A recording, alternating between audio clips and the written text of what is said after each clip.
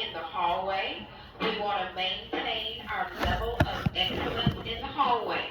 So students, when you are transitioning to lunch, transitioning to classes, or outside for recess, please make sure that you are a level 0 in the hallway. Teachers, we may need to have reminder discussions with students before they leave the classroom. The expectation is for all students to be at a level 0 in the hallway. Thank you. Hi, good morning. Thank you for signing. What's up?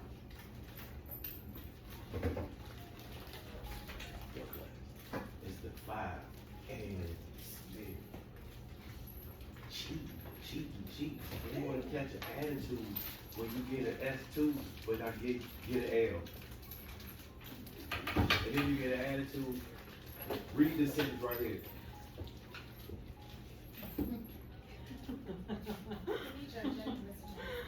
Mr. Jackson is so serious sometimes. What's this word say? Oh, wait a minute. Bruh, I didn't say it was wrong, I didn't say it was right. Thank you, Ms. Brown. So before I actually get started with this, we didn't have our meeting Friday because we were just all over the place Friday. I think it's gonna be that type of week. But I had asked you guys about what ideas can we come up with for the fall basket. I know me and Ms. Brown talked about a plastic, she said she has some plastic bags that she can use, that we can use. Because I want each homeroom to be able to give, or allow their class to pass out treats and put into their fall basket instead of a Halloween basket. If that's something you guys are okay with, I can send a letter out today to the parents. And the parents can purchase one bag of candy for their child, and teachers will supply with bags. If y'all okay with that? So we'll get a consensus. You're not okay with that, Ms. Johnson? Your homeroom won't get it then. That's what your homeroom. And honestly, your homeroom don't deserve it. So. Alright, We can ask some parents and have them donate the candy, we can put it in Class Dojo, and specify that it's a fall holiday.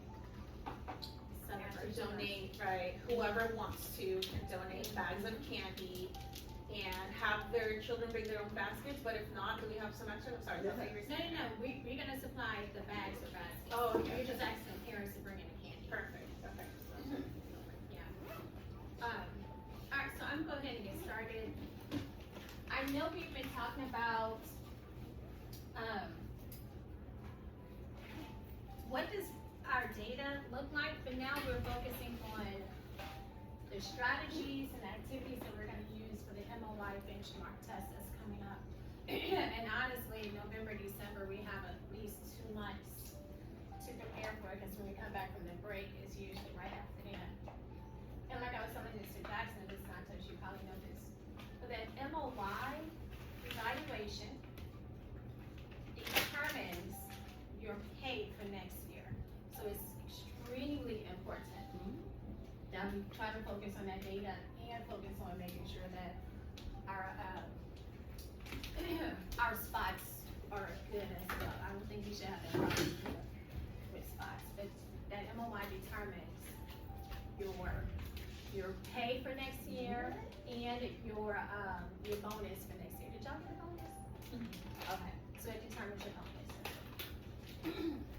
Oh, for the teachers, Yes. we don't need. So whatever we talk about right now, not whatever, but what we talk about right now, you already know this because you've been teaching reading for a long time, but the way the strategies, like reading and math, completely different. Completely different. Of course. And we're gonna talk about that today and give math enough time for them to collaborate, reading enough time for us to collaborate as well. Alright, so just an overview of the MOI benchmark for us, boys and girls. Team is that it's essential for us to evaluate student progress while guiding their instructional strategies. In HISD, it's such a big deal. Those MOI scores is huge. We don't do Like, we don't do a practice start, a lot of schools do, like, they shut down to do a practice start. We do an MOY instead, which is the NWA, you guys are familiar with that. Some of the norms that everybody participates and all voices are heard, come prepared, maintain confidentiality. We're gonna start at interviews on time, I'm gonna try not to hold you guys too much longer today, and, address issues productively. Alright, so just in case you don't know the definition of the MOI, I know that you all do. It is basically, an assessment tool used to measure student learning progress halfway through the academic year. It's challenging for us because we have students who don't speak the language. I can say, I know they're gonna do better than they did on the VOY, only because I see progress in the class. So hopefully we can see some growth. Language is still a barrier for us. I don't know what it is for Vanguard. I'll just get to this. Alright, so objectives for success. We want our fifth graders to have an enhancing critical thinking, to improve reading comprehension, and promote mathematical problem-solving skills. We can set clear goals that allow us to tailor to their teaching strategies, ensuring that all students achieve or exceed grade level expectations. I know we're doing it now, so that should not be a problem. Alright, so the gap. What is this gap that I'm talking about? Do anybody have any idea what I'm talking about when I say gap? What is the gap that we see on this campus that may be different from another gap at another campus? Language? Language barrier, are there any other gaps? And it's not COVID, I think COVID is not an excuse to use for gaps. I would say language is a barrier. Being behind grade level on like the basic I math agree. or reading concepts. Anything else? So if those are all two Achilles heels, then what potential do we have? Language barrier and the fact that there are so many years behind. What potential do y'all see? No, there's not, this is for growth. Yes, no way to go with up. As long as that gap is addressed, and pretty much by scaffolding, looking at what was it called, the BAM, looking at, okay, if they're not meeting this fifth grade TEK, what do they miss in fourth grade? Because the TEKs are all, they're reoccurring from, I think it's like second grade, pretty much, third grade, they just, complexity, but they're the same. Okay. Alright, so analyzing student performance data. So in this case, we're gonna identify trends and patterns. Have y'all already identified trends and patterns with your students? That you see will continue to be a trend and a pattern. Yes. You wanna talk about it? Yeah, so like for Vanguard, at least for reading, I don't know about math, but for reading, I've noticed, a lot of our students are like in the 220s and up, right? So they've already mastered. But then you'll have two types of students, either those students who are in the 220s and above, so the goal for them is to grow them more, right? That's tough. But then it's like we do have a lot of tier 3 students.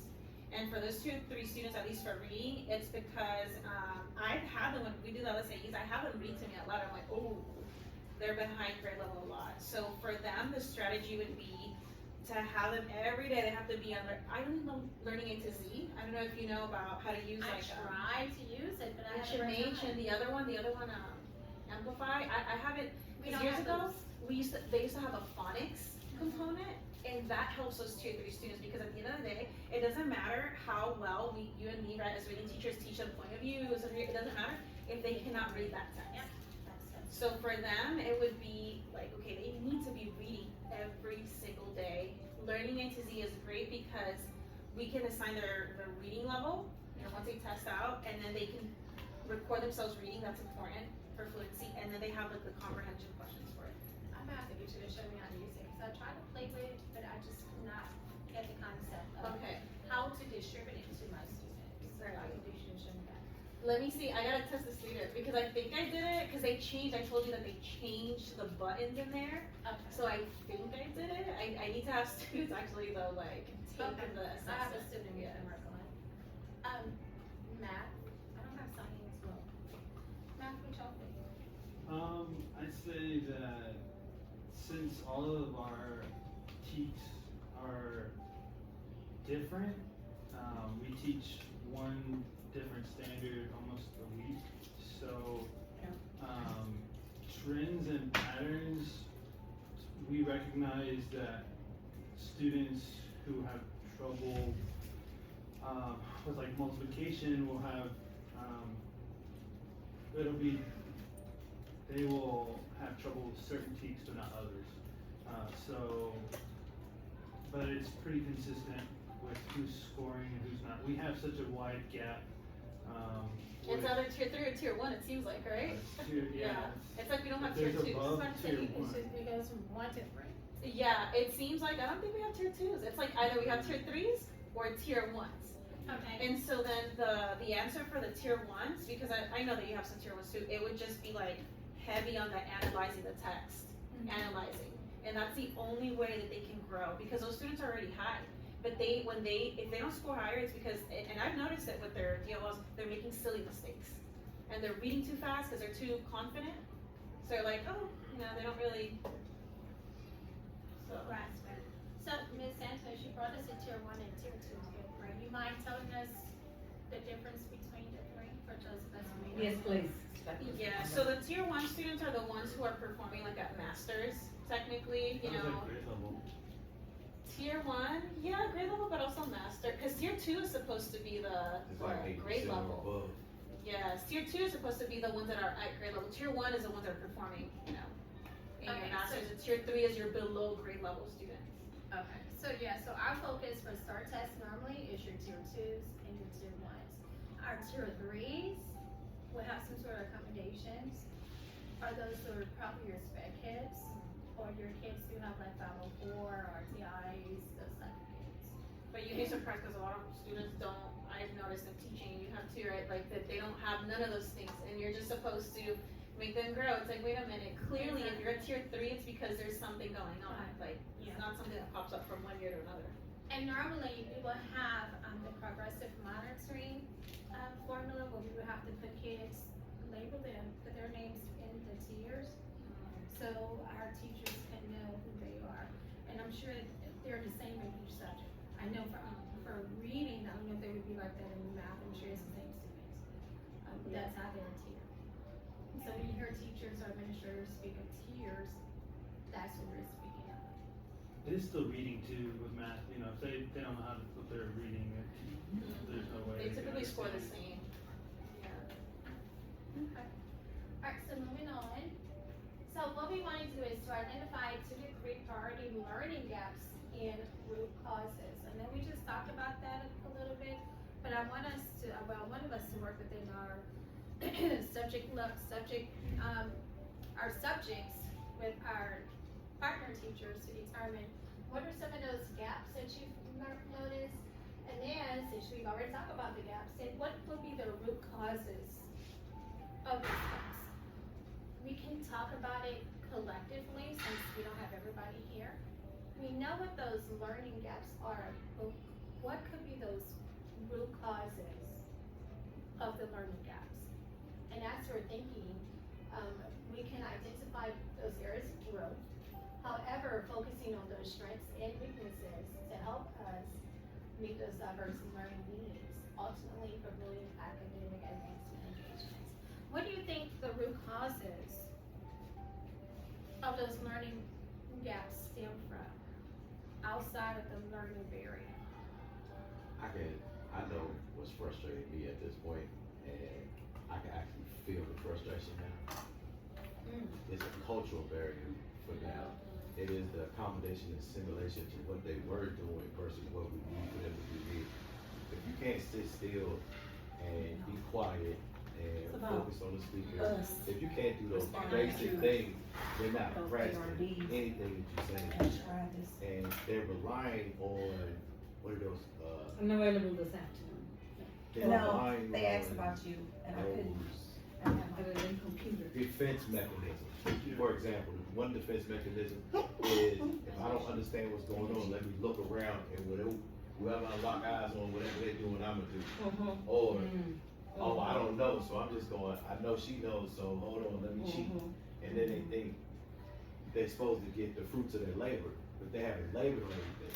And as I've done the research on the background, most of these kids, they either went to school for maybe 2, 3 hours, 4 hours at max, where they were. And I'm also understanding with my phone, with the Google Translate, and that pen that I bought, they don't even understand their own language. Ooh, They you can't hit read it. You hit it. Yeah, they can't read it. Yeah. You And know they it's coming can't- from East End, right? And we tried. Those, even the we're from the East End, and those, majority Latinas, but I would see they don't even know how to speak Spanish themselves. They can't even read it. They can't comprehend it. And they can't read or comprehend in their own. And I'm lost at this point, and the frustration is growing. Because it's the language barrier, and it's their defense mechanisms. The defense mechanism is not to mock what somebody else is doing or cheat off of paper. It is to instantly go into what they know instinctively, to start talking and gathering groups. And I'm, So you're saying culture is the root cause. How does that affect us helping them grow? What is, again, it goes to real potential. How can we help kids grow if they don't even know how to read in their own language? and they don't even know the basic expectations of when they walk into the schoolhouse, let alone the classroom. So that's classroom, that's school culture. Yes, and it's addressing, you know, like the, maybe expectations of how they should sit, right? How they should look, you know, when the teacher is speaking or someone is speaking, you know, eye contact, body posture, things like that. You would think they have some kind of video in their language that they would understand, and they could just replay it and go over the expectations for the whole school or something, where it's like a voice or somebody talking and saying like everyone lines, at least for that expectation part where, all right, we need to go over this, and here's what we do in, you know, Arabic or whatever language that they speak. But I think that's a great idea because we have enrichment. So now that we have incorporated enrichment, those are things that we can probably look to do during that time. To show them the expectations of the classroom. Basically sitting up, feet on the floor, no getting out of your seat, raise your hand, do those things. Yes, Ms. Brown. I was just gonna say, it's also too that they're following our English speakers, right? And half of the time, the English speakers are not doing what they're supposed to do, so they're mimicking what they're seeing, because we're saying, hey, pay attention, do what your partner does, but if your partner is not doing what's expected, then guess what they're learning? Bad behavior, so they're mimicking what they're seeing as well. So, and it's also that no child left behind culture that they have, that HISD has, and a lot of that stems from a lot of these kids, because I said, hey guys, you need to pay attention because you're gonna fail. I was told, it don't matter, I'm gonna go to summer school and they're gonna pass me anyway. Yeah, that's their. Right, so in their mindset, I don't have to do anything right now, because if I go to summer school, I'm gonna still go to the next grade. So they're not learning anything. And the other one is that basically they know you can't fail. Because if we fail them, you know that half of one class is gonna have to have a 504, or we're gonna go through the RTI process, and you know that's not even feasible. And this is what I'm saying, we're in a caught between a rock and a hard place, because either we gotta start RTIing, SSTing, and IEPing these kids, or we're gonna have to figure out another way, because something has to be done. Especially if they want us to close these gaps that we already had. And another thing would be like their social emotional well-being, you know, That's a lot what I of do them. like at this school is SEL. Yes, and I brought that up to the PTO, to see if, you know, how they can advocate for that, because, you know, a lot of students, they come sad, you know, they're dealing with a lot at home. So imagine coming to school with that baggage, and some teacher is still expecting you to learn and to sit up and be peppy and participate when you have all this baggage. Got two right now. And she still ain't come to school today. You know, after what, 5 days, that's a phone call, that's a write-up. That's Wednesday, isn't it? Yes. I think that's Good. something I guess we have to, again, express to Mr. Fredos, a lot of things have already been expressed. I just wanna see where he's closing the gap Still of the true. things that we're already discussing. There has to be accountability for them too, because everybody's held accountable, right? So this is not down talking anybody, it's just that if us as teachers are accountable, how are they holding themselves accountable? And they need to explain that to us as their teachers. And what resources are either available, going to be available, or being asked for to meet these challenges. Because at the end of the day, those gaps and those increases that they want us to make, they come, never mind, you know where I'm going with this. They come with the challenges, we need the help. So, Mr. Raj, this is a question for Mr. Raj. The Okay. zone that we do, We know the gaps. I think teachers like Mr., you can see the progress in the zone that the students make, right, Mr. Raj? Uh-huh. So that could be an indication about how much progress the students are making. Yeah, I mean, it's just, what we're dealing with and what you guys are dealing with is totally different, but I remember last year, there was, I mean, it might be getting those IET, you know, some kind of parent involvement, some like, hey, this is, I mean, what else can you do at this point? I mean, I'm sure you already had 100 kids, I had no idea, you know, I'm not in y'all's shoes. I wish I could And we throw get, So more you in wish you there. could be? I wish I could throw more insight. Oh, okay. we get more, Cause you know, we're getting you more. don't mind Every me over day, here. we get fighting. more. Yes, we're getting more every day.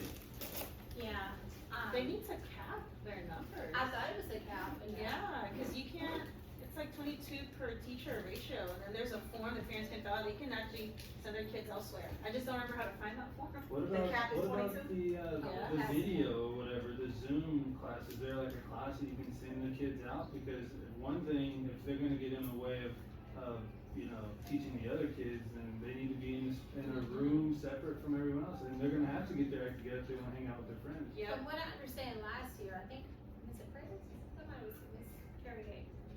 Those kids that we have in class now were actually in a whole different class. I was just about to say, I heard y'all talking out Yeah. there, where the teachers that teach that are still here.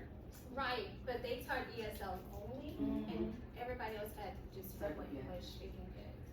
I think because the NES model does not allow for the kids to be separated. And so it's like a figure it out type environment. But it's causing more havoc than finding results. So the data that Ms. APV looks at, we can use that data to show us or to tweak our TEKS to determine what is needed for us to show growth on the MOI. I know every day or every Wednesday she has us to complete that, oh my gosh, what is it called? DDI. DDI form. But I wanna know, what data do y'all use for that since it's a weekly form to ask you that? Is it your DOLs? Assessment. See, for reading, we haven't had an assessment, we only had one assessment. So the only one I use, or what I use, is my DOL data. She adjusted for the math department Oh, for the okay. assessment. But how does that make sense if we don't use the same at the end of the week? What do you mean? We can't, To do the DOL? By Wednesday for the PLCs with administrators. I mean, You know correct me the if I'm form that wrong. she But has? what we do that every week. Yeah. What, on the It's the one we looked at the data with the chart with the. By week? We can't do It that. doesn't combine. So gotta how do it often does she today. want us to do it? Cause she's like, make sure to have that form completed. Yeah, well, she's been saying that, but it doesn't make sense other than to do it for every CADFA that we have, Or you a know, random or DOL. NWA. Or a random Every- LOL, but, Hello, well, that's what I brought up to LO, her, and that's why we she do the adjusted DOL. to the assessment. and half the kids get it, shaky. If 75% get it, move on. If 80% get it, definitely move on. If less than half get it, oh, that's shaky. So I just look at it like that, Oh, Yeah, okay, you can okay, do it okay, like okay, that. that makes sense. because she wants it every time we come to that PLC meeting. So I just do it straight off the DOL and then, teach right there. And then pretty much just say how you're gonna reteach that if it's Mhm. less than 70%, right? Exactly, Oh, okay, with them, okay. those open Fridays. Oh, so LCs. Why can't we have that right before the read? It would be nice if we can have those every Friday. Yes, so we can That's review like with these simple. students. Alright, so what are some effective instructional strategies and action plans that we can take? I did come up with some for you guys to use, or you can come up with your own. I think we are on strategy planning and action planning. I just combined those two. So for here, we are to brainstorm 2 strategies for each priority gap. So if you know what your gaps are, what are at least 2 strategies you can use? And these are strategies we are already using, the one that I chose, like the differentiation, instruction, scaffolding, you can do explicit instruction, you can do, let's see what I have on here. Differentiation instruction. So I do use this in my class. Today I had 95% of my English speakers that pushed out. And I had in my classroom my Pashto or my Persian students. It's hard to teach them the LSSA. They don't know English. So I have to actually take my time and walk through every step for like unwrap the kids through. I didn't get to any questions. Only got to the part where let's break down the prompt. Let's look up these words in the dictionary so you can understand. Matter of fact, let's learn how to use the dictionary. So that's where I was today. So that's the differentiation instruction that I'm talking about. What about you all? What strategies do y'all use for differentiation? Front load vocabulary, and make those anchor charts, because just like today, when I walked in this morning, they kept using this word schema. But it wasn't on it wasn't on one slide, it wasn't defined, and it was a major question on the DOL. So it's like front load that, but then I had to make sure that they understood that it meant the same thing as text evidence or evidence from the text. Our background knowledge. Yeah, and then, what I do is I go through the slides and I actually bold different words in the directions. One, to make sure they know it, and 2, to define it if they don't know it, because they're not gonna be successful if they can't even understand what the word is in the question that they're being asked. Matt, do y'all do anything different for your students who cannot grasp it compared to those who can grasp it? Go ahead. I use like handouts or visuals whenever I have almost a totally different plan. I don't do the LSAE packet if it's not gonna help them, so I have, So it's okay to deviate from that? I don't think they care. So, you can't change the DOL, and my lessons too are different from a lot of the handouts that they have. If my kids need it, if my kids are too advanced, then I'm skipping it. As long as it's still related or it's still on the LO, the learning objective, I might, throw some different things on there. But for my kids that don't get it, we have, I'll have like in math, just a little handout, and it's more visual or graphics. Now it's differentiated. I work on a skill first before going into like the actual word problem. So we're just practicing multiplication and dividing just with numbers, because obviously that's doesn't have anything to do with language. So I deal with a lot of graphic organizers, visuals like he say, and starting from the beginning, some of them I have the accounting chart, 1, 2, 3, 4, 5, like 1 to 100, and I have to give that to them, so let's start there. So it's took us back to the basics. Yeah, I bet you still have that number recognition.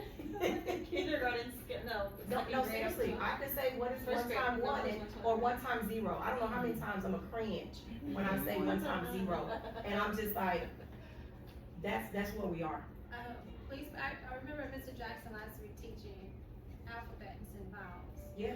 And I was like, they really needed it. Yeah. They really need it. I don't know if they grasp it, but they need it. So how can But it was part of his LO and his T. And That was phonics. And I know that I might not finish an LSAE because I'm really doing step by step. Yeah. I want them to take it home to their parents. Their parents can look and see what they're working on. Maybe their parents can support us in that way. she's in English? Found out that too.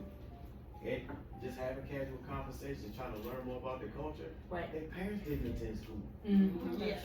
Some of them teaching their parents English. Right. So they have. So, I feel you. Because in our parent, conference, or not parent night, a lot of the parents that was talking to me and we were Google translating, I was doing that because I was really, they were telling me in Cuba, they saw, first of all, they're good at math.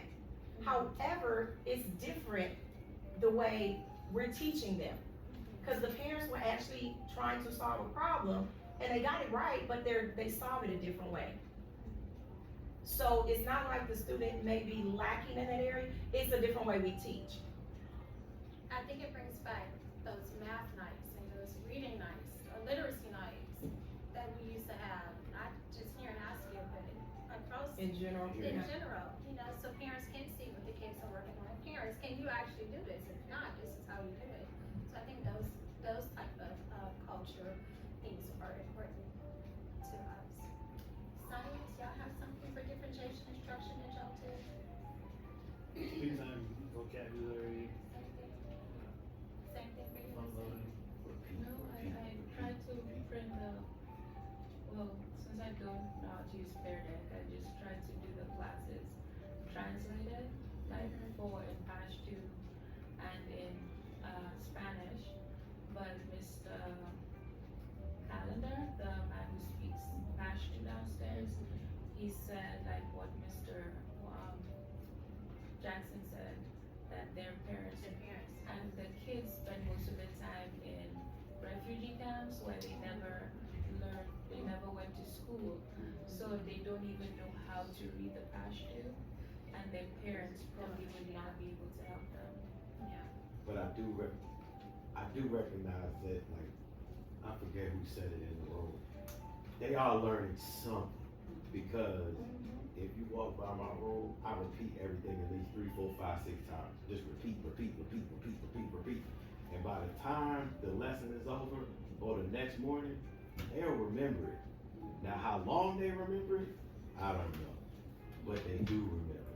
So, I don't wanna So sound too repetition negative. is a good differentiation that we can add. Ms. Winters, for those students, because I remember us having students that did not speak any English at all working in the East End, you know, just like for our tier 3s, and I'm not good at this, so I need to, but we need to give those tier 3s homework and tell the parents they need to be reading every day. And for the students who don't know English, but they have to learn the language, Duolingo can be their homework every single day. I think Duolingo is now on Is it on Clever? contract? yeah, I mean, it's not on on Clever. track, Clever. So that's what I did for when I worked at the East End. I would have those students and a lot of at least the Latino kids, they were really hardworking and they wanted to learn the English. We had to teach the You founder know, of they Duolingo. wanted to. So I had students who knew no English, and by the end of the year, they were talking. What barrier could they run into with that? Do they have access to? Some of a them don't device even or have not? computers at home. Ah. And I was shocked, because at this point, I thought everybody had at least a computer at the house. Yeah, But and they have a cell phone. I Yeah. really don't know, this conversation, I'm going to be so bare bones and honest, I don't know what to do. I don't know what to do with the Pashto kids. yeah. So an idea would be to, and I think Ms. Winters, I like the idea what you said about I don't know what kind of like maybe on one of those Thursday POC not POC Thursday demo day. Maybe we can have a parent night where we give them the resources, but they have to commit. So for the parents that don't even have a cell phone where the kids can, because Duolingo can be accessed through a cell phone. But if their parents, I mean, come on, every adult has a cell phone, but if for whatever reason they don't, they can take them to the library. What I did one year is that I printed out all the public school library forms. And I told parents, you know, because Latinos, they were afraid. They're like, oh, no, miss, I don't want to go there because, you know, I'm not a legal resident. I'm like, you don't have to be. You just need like a bill. And so, you know, educating parents and that. So I went ahead and I printed out the public school library form. And I explained to parents, you don't have to be a legal resident. Just, you're a citizen, just go. You need a bill, that's it. And their children can use those computers for free. And they're walkable distance. Public school libraries are supposed to be walkable distance. I like that idea of the parent night for resources and educating parents and things like that. But the parents have to commit, so maybe having a contract. I'm serious, like holding these parents accountable. When you're at a contract, I'm like, no, you're gonna sign here, and you gotta be committed. Other than that, you know, it's just. I mean, you gotta then prioritize your time, honestly. Yeah, okay. I mean, But it's ideally, you wanna have all these things done, but if you don't have parent buy-in, you don't have direct support and pulling these kids just to teach them English. I mean, 2 or 3 days out of the week, they need to have some kind of class teaching them English. It's not Yes. our responsibility in 5th grade Yes. to now stop teaching them But how to it's, sound things out. I So you need to then focus on your tier 2s. I mean, you gotta. Yeah, we need to focus on tier Yeah, twos. I mean. But there may not be so many tier twos, you know, that we focus More on. tier Mhm. 3. So, yeah, Or some tier 3s that have potential to show growth. You gotta prioritize which kids are going, I mean, this is a realistic conversation to have. yeah. You know, some kids are just not gonna grow.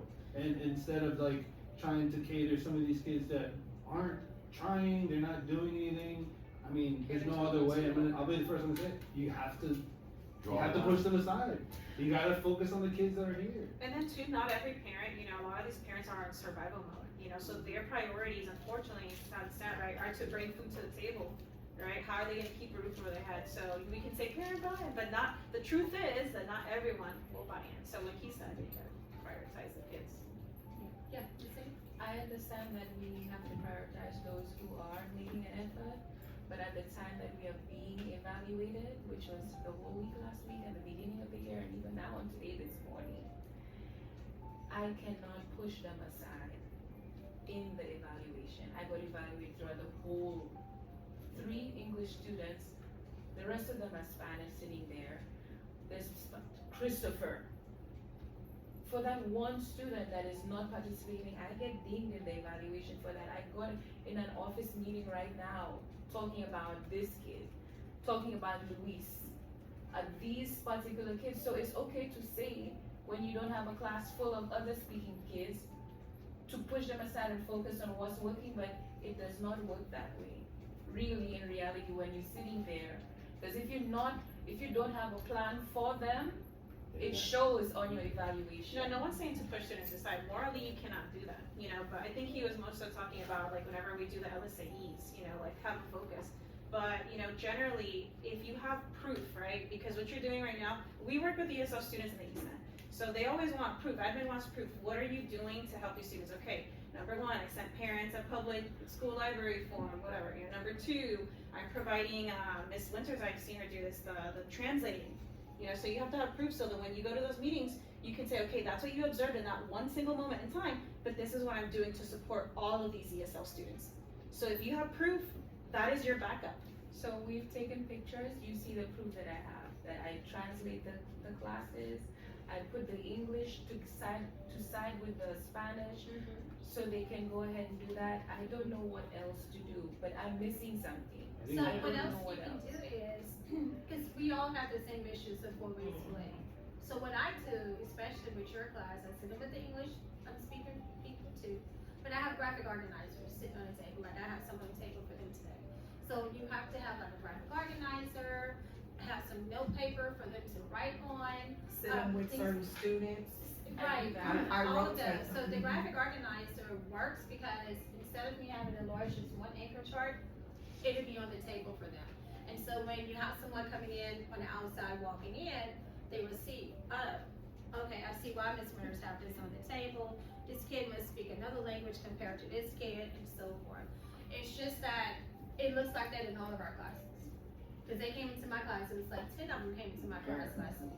And I had to pretend like everybody here spoke English. And what I did was I would get into the non-English speaker's face and say, I'm sorry, I didn't hear you, say it again, keep going. You know, you find creative ways as you become a more seasoned teacher, but as of now, I would not put a lot of focus on what the outside is looking at when you're coming in, because you know what you're doing. And what matters at the end of the day are your results. So I would not worry. I've been in those shoes last year, so I would not worry about that. But I want to stay on task. So some other things I said, collaborative learning techniques. This is a good way or a good strategy you can use. I know we use this for the MRS strategies, but for us doing enrichment, you can have kids in small groups during that time. You just can't have them during the actual class time. But you can give one group a high learner with a group of low learners, and they can be the facilitator, as well as vice versa. So this is a good strategy to use. Another one is, 1 second, I'm sorry, let me make sure it's clear. When you say enrichment, You're referring to LSAE? No, no, outside that we have our recess. Okay, I just wanna make sure we're clear, okay. Yes. Incorporating technology. Incorporating technology. I know Ms. Singh says she's not that familiar with Pear Deck. Pear Deck is good for me because the students come in who cannot speak English, they automatically get on their computer, put it in their language, put on their headphones. I'm good with that. They know how to do it. So incorporating technology is so good for this. Other technology, other websites I like to go to would be like No Red Ink. That's good for my enrichment group. And Edpuzzle. Those are good that I use for my enrichment group. Now I do like IXL. The only thing about IXL, you have to pay for it. I'm already paying for Paradex, so I just want to pay for IXL. And you say I you're don't gonna know, give us but the so with code? IXL, yes, I'm gonna have to. Oh, I like IXL. IXL, you can get 30 days free. You can do it like, just use different email addresses and try to get your 30 days free. The only hassle is you have to input those names back in, like, that's my hassle right now, is putting those names. Maybe closer to, If we don't have Startex or Classroom, we something, don't yeah. have, what's the little thing Google has? Google Classroom, we don't have Google Classroom. But don't you have the code for the Pear Deck? Yes, to give y'all the 90 days free. Yeah. Oh, it's just 90 days. That's a good thing, cause it used to be Yeah. 30, 15 or 30 days, 90 days is 3 months. Yeah, so I'll send that to you all. Because Paradex sent that to me since I told them I was gonna do a little mini lesson. So they told me to give that to the teacher. Another thing we can do is explicit instruction. We do that every single day. It's just a clear step-by-step teaching method.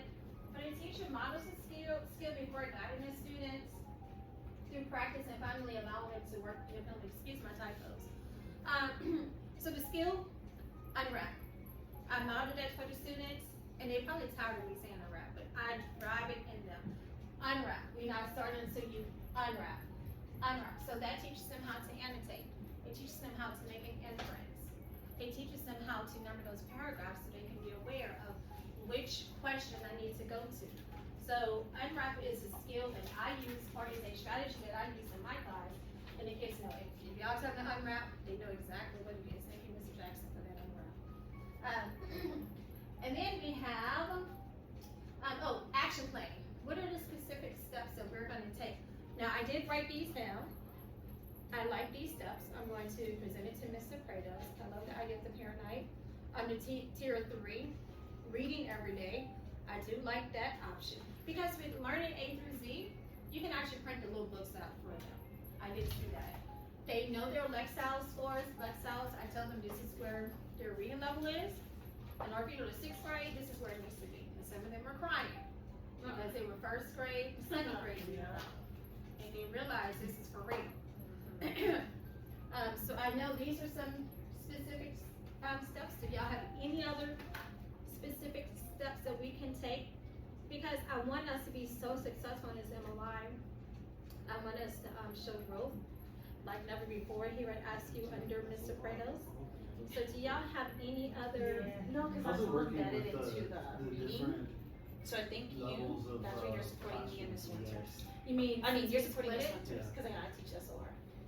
So Miss Moffitt's homeroom is like the high group of kids, but they're still in there with my Tashton kids. So, like all of her class English speakers pushed out today, and I was left with Tashton. So I think it's working because they feed off each other.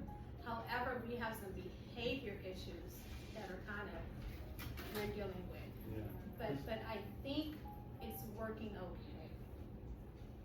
What y'all think? Or wait. I'll work with whatever will come in. I remember. Okay.